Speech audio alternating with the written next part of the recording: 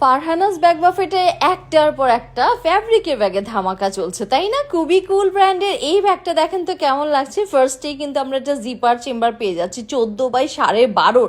এই ব্যাগটা কিন্তু ওয়াটারপ্রুফ অ্যান্ড ওয়াশেবল ম্যাটেরিয়াল। আবার তা না, এটার সাথে কিন্তু আপনি ট্রলিও অ্যাটাচ করতে পারেন। সো বাইরের জন্য আপনি যদি ট্রাভেলে যান এটা খুবই কাজে দিবে।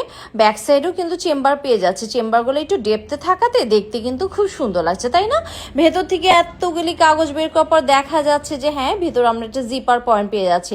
শুধু তাই নয়, এবার দেখেন মোটা করে একটা বেল্টও বের হলো। ইয়াস, দিস ওয়ান ইজ ইউনিক, তাই না? একটু মিডলে আপনি একটা চেম্বার পেয়ে যাচ্ছেন যেখানে আপনি সিকিউরভাবে আপনার ইলেকট্রনিক্স ডিভাইসগুলো ক্যারি করতে পারবেন। সো নাইস, এই ব্যাগটাও কিন্তু অনেক অনেক রিজনেবল প্রাইসে পেয়ে যাচ্ছেন। আশা করি আপনাদের ভালো লাগবে। শোরুমে এসেও কিন্তু পারচেস করতে পারবেন। অনেক সুন্দর সুন্দর কালারও কিন্তু আছে এই ব্যাগগুলোর।